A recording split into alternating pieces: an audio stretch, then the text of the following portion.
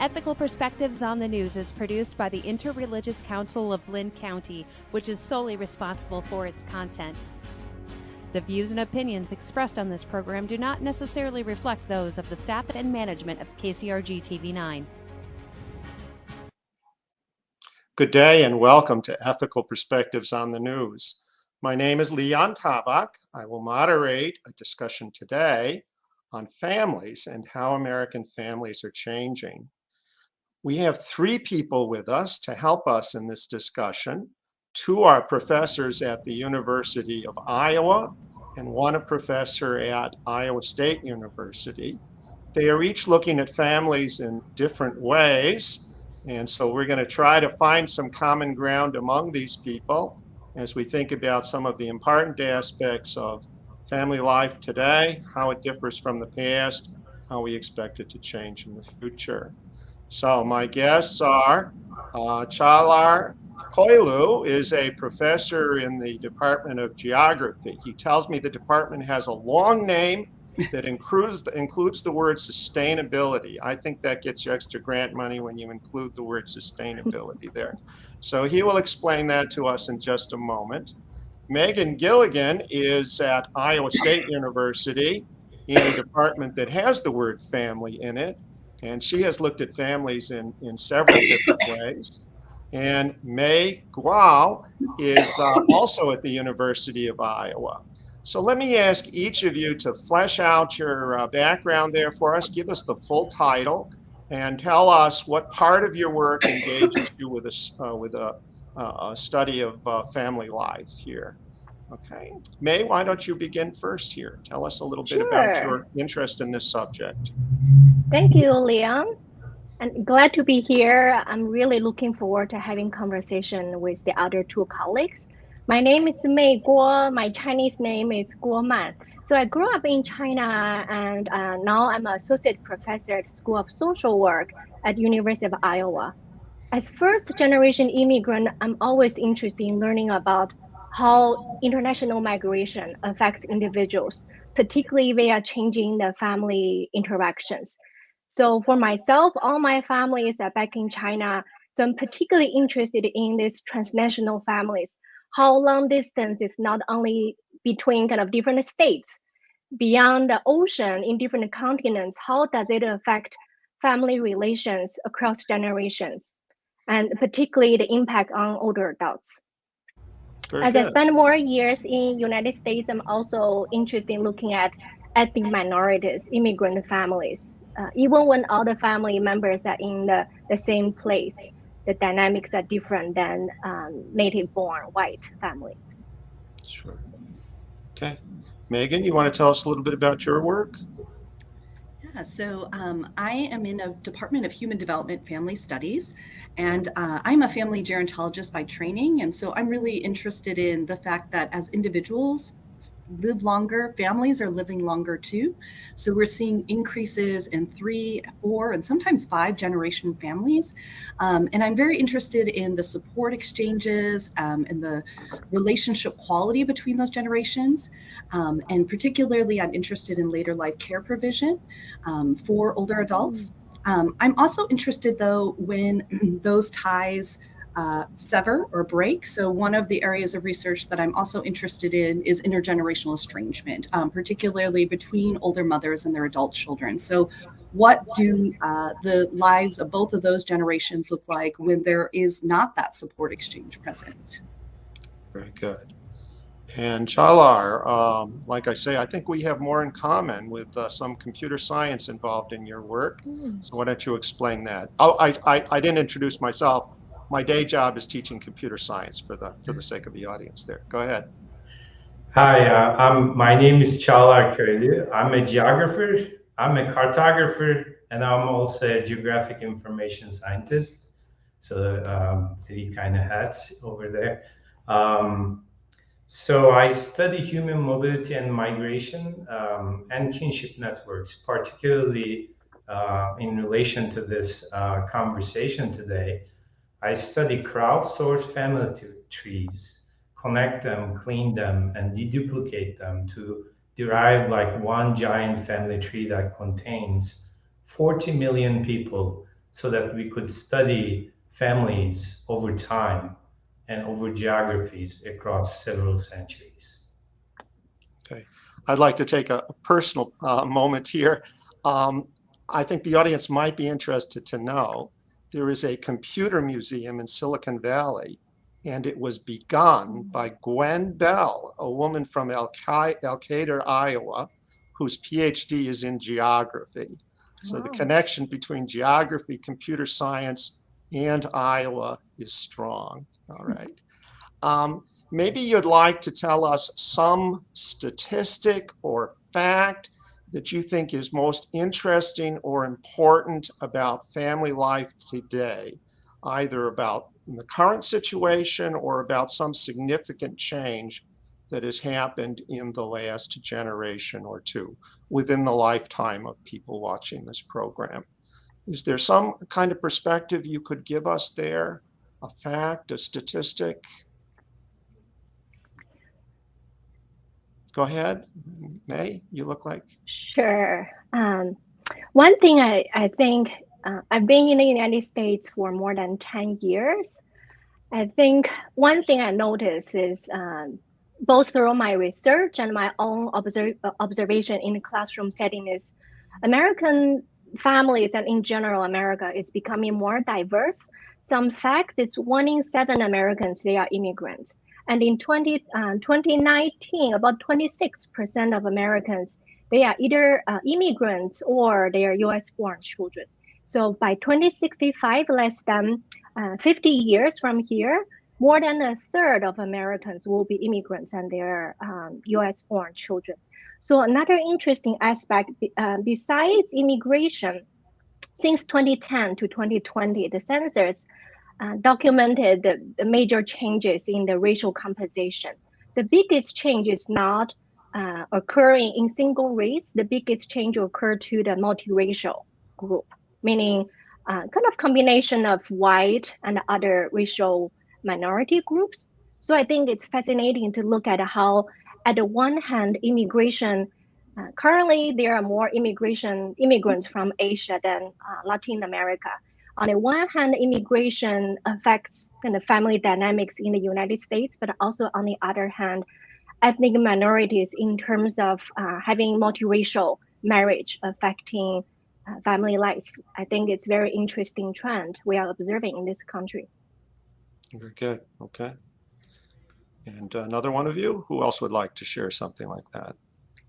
One thing I would share, and I often start discussions of intergenerational relationships talking about this, is in the 1950s, we had this idea, family sociologists in particular thought that there would be these kind of isolated nuclear families, and there'd be maybe parents and young children, and the extended family or older adults would be kind of isolated and broken off from that. But one of the things we've seen consistently over the decades in research is that families maintain support exchanges, as I mentioned, relationship quality across the generations. And a recent statistics that demographers noted is in the United States, there's some variability by geographic region that we can talk about, but across the United States, about 75% of older adults who have children have at least one adult child that lives 30 miles from them. And quite a few actually have multiple adult children that live close. So I think in contrast to what we might have thought in the 50s that families would eventually look like,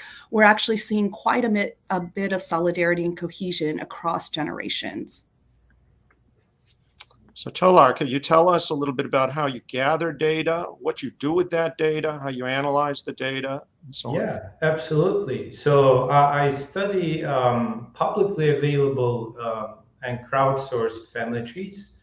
Like every family has a person who's interested in the genealogy, right? And there are also genealogy books for particular families. I actually found one in a nearby town about an Amish family in Iowa.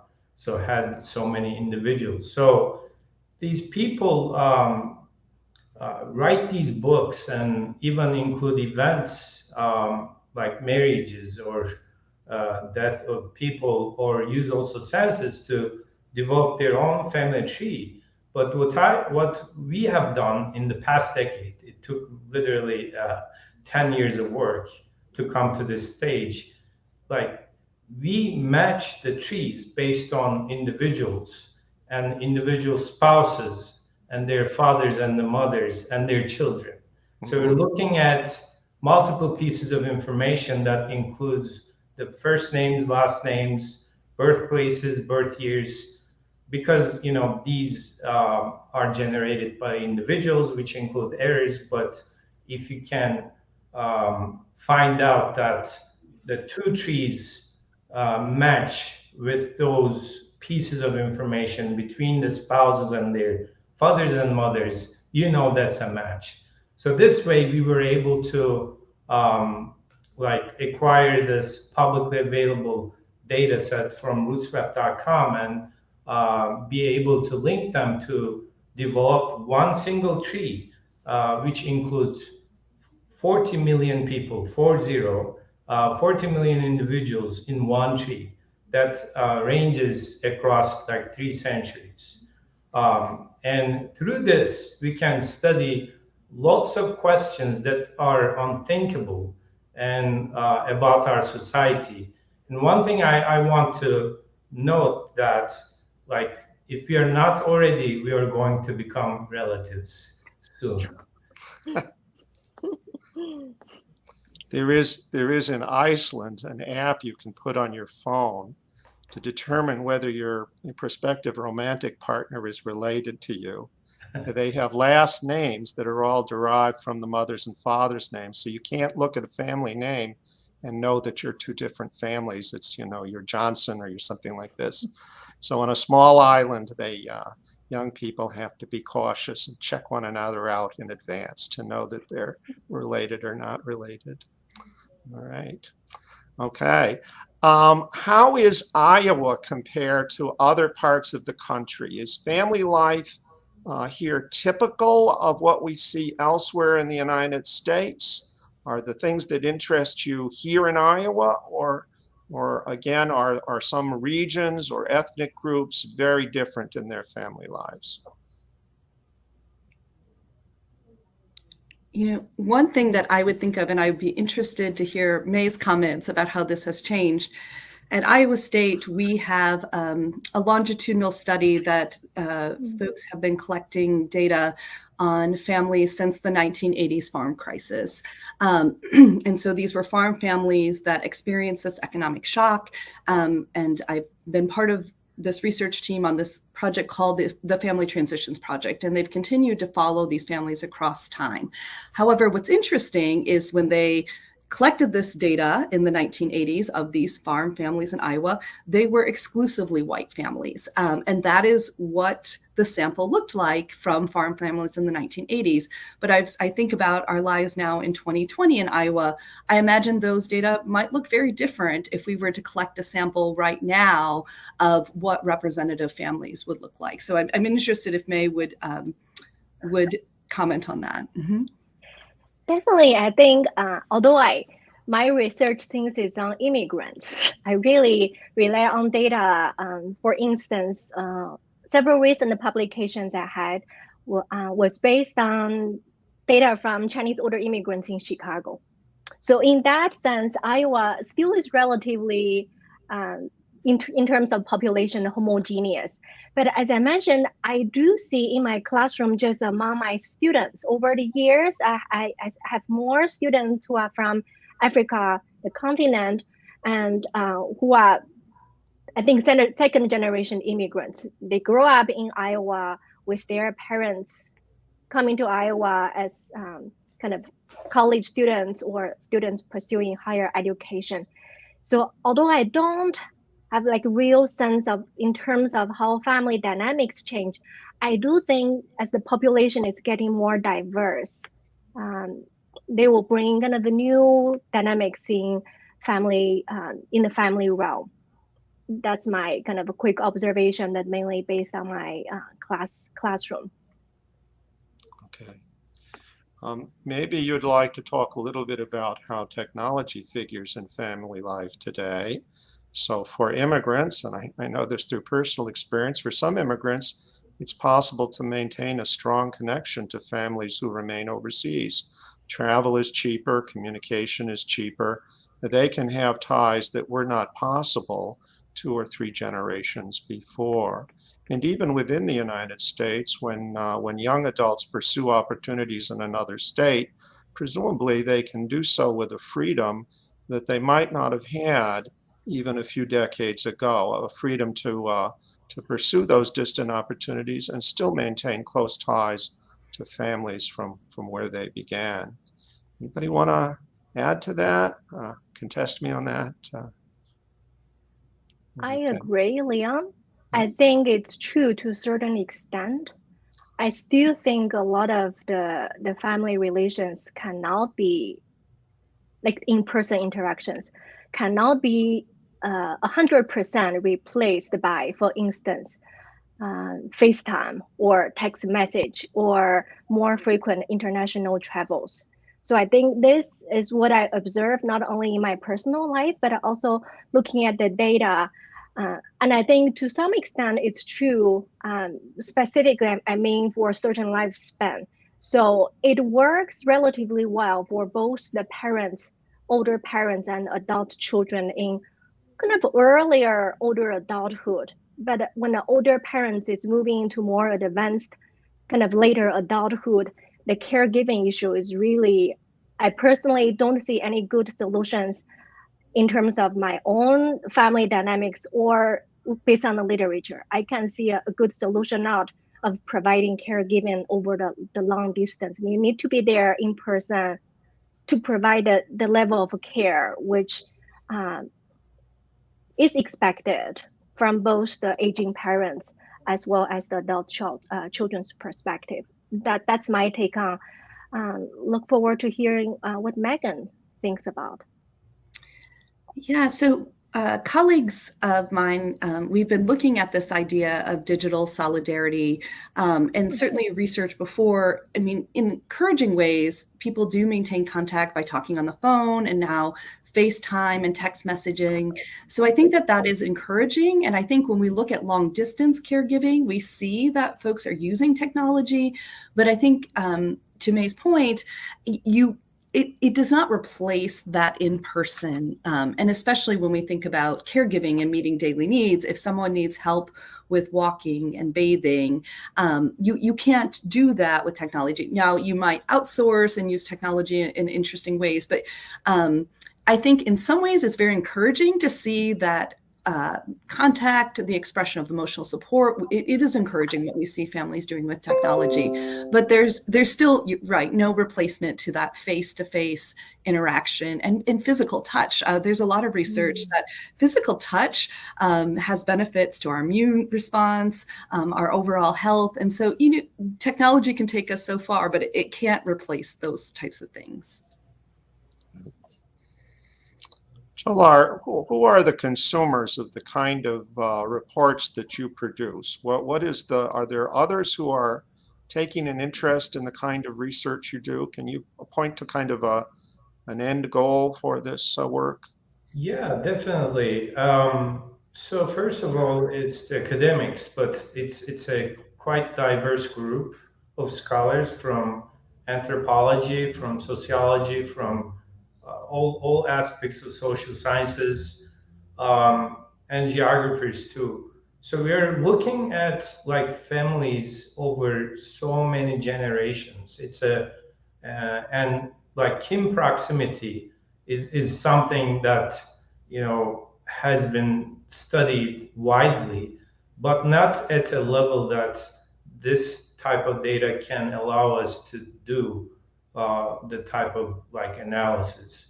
So we actually are, I am planning to develop new algorithms, new tools, not only study the family networks, kinship networks to be more specific, at these large scales, like at the national level, but we're also going to develop some educational tools to tell a story of the European immigrants and all other immigrants, because I'm studying the periods before 1930 for now.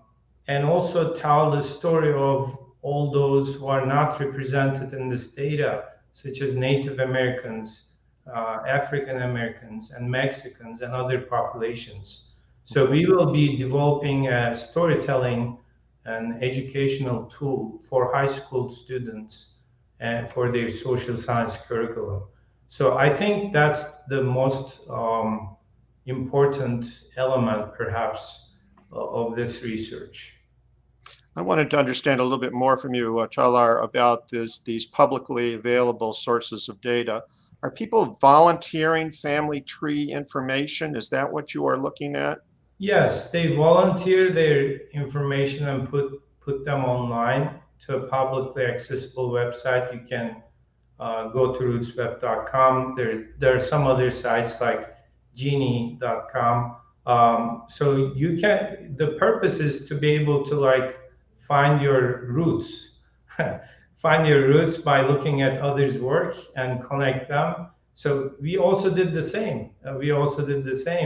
To connect everyone together so that we can study societal dynamics and migration. I mean, most of my work is about migration, how to understand, visualize, and analyze migration through family trees by tracing the birth of children. All right. And Megan and May, how are you gathering information? Do you do interviews with individuals? Do you gather families in your office? Do you do field work? What is the nature of your research? So I do primary data collection. I'm a sociologist by training, but I do use, so I use data from the Family Transitions Project that I mentioned at Iowa State. I'm also part of another project called the Within Family Differences Study, where we have been following families from the Boston metropolitan area for over over a decade, so parents and their adult children. And I'm also currently collecting data. This is a national sample of caregivers of older adults with Alzheimer's disease and related dementia. So I do primarily work with data that I collect myself or with survey research centers. May, you have anything? Sure. Before I came to Iowa, I did some primary data collection, but since now in Iowa, I did kind of branch out.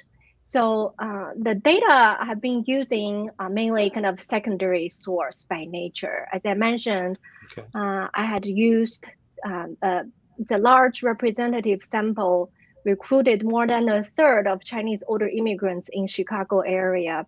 The data set is called the PINE, and that contained information not only older adults, but also their adult children. So that diet allowed some very interesting kind of investigation of some interesting questions, such as intergenerational transmission of stress across different generations of immigrants.